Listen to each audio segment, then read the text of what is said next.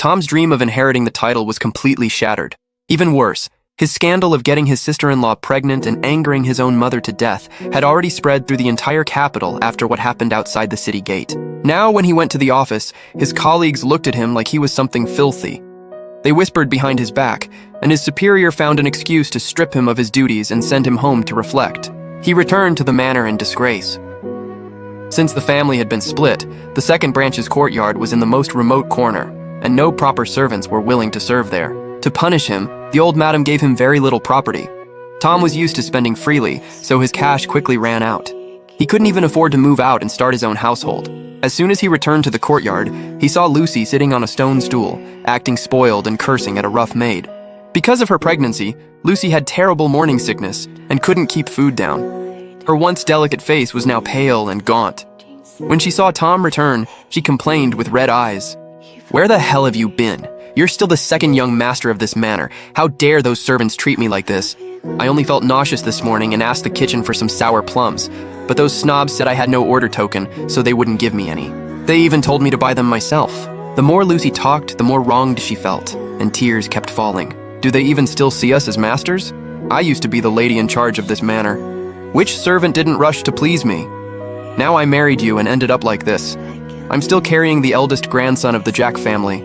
Tom had already swallowed enough humiliation outside. Now, seeing this woman who had ruined his future and did nothing but complain, his anger instantly exploded. He smashed the chipped teacup on the table and roared, "Shut up! When you took off your clothes and fooled around with me, did you not know I was just a second son with no title? Weren't you willing to be with me?" Lucy shrank back, frightened by his twisted expression, but Tom pressed closer step by step. "Now I'm the joke of the entire capital. I even lost my job. Because of you, Mother turned against me, my brother despises me, and my future is ruined. What more do you want from me? I'm telling you, Lucy, if I had known this would happen, I never would have touched you. Without a burden like you, maybe after a while, Mother would have forgiven me and arranged a noble bride for me. If you keep running your mouth, believe it or not, I'll sell you to a brothel right now." The two of them fought non-stop in the side courtyard, blaming each other, shouting, smashing bowls and plates. They were so loud, even the dogs were annoyed.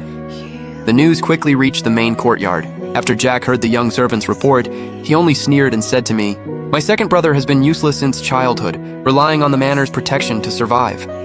Now that the big tree is gone, he should get a taste of life in the mud. Don't bother with them." Lord Dingyuan returned to the capital badly wounded. The emperor, grateful for his service, granted him 6 months of leave to recover at home. 3 months later, with the imperial physician's care and my attention, his injuries had mostly healed. The old madam could no longer wait and started arranging our wedding. Lord Dingyuan was now extremely favored at court, the emperor's top trusted man. When the emperor heard he was holding another wedding to marry Princess Hejin, he specially ordered the palace to send many rare treasures. They included an East Sea jade ruyi and 2 pairs of glowing pearls from the western regions, all counted as additions to my dowry. 3 days before the wedding, according to custom, I returned to the Duke's estate to wait for the ceremony.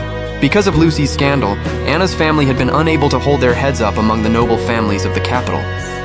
But this imperial marriage saved the family's reputation, though Mother still wore a cold face because I had replaced her favorite eldest daughter. But Father, the Duke, was smiling from ear to ear.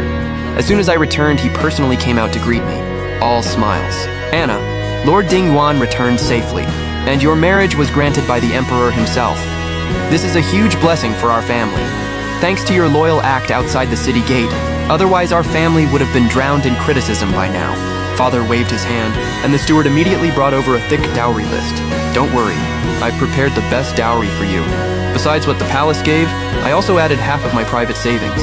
I'll make sure you marry into that manor in grand style. I won't let Dingyuan Manor look down on you." On the eve of the wedding, all the female cousins from Anna's family came to my room to add to my dowry. Everyone was admiring the gold thread 9-tailed phoenix crown specially made by the Jiangnan Weaving Bureau.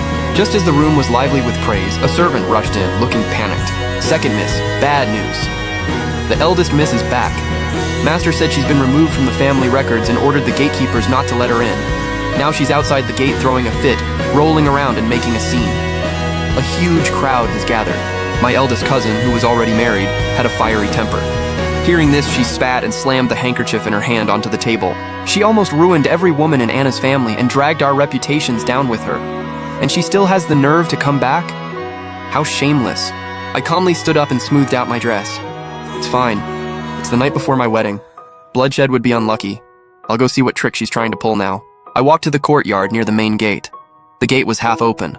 Lucy's hair was a mess, and she was gripping the doorframe tightly, forcing her way in despite the guards pushing her back. When she saw me come out, her eyes lit up, and she instantly put on a pitiful expression.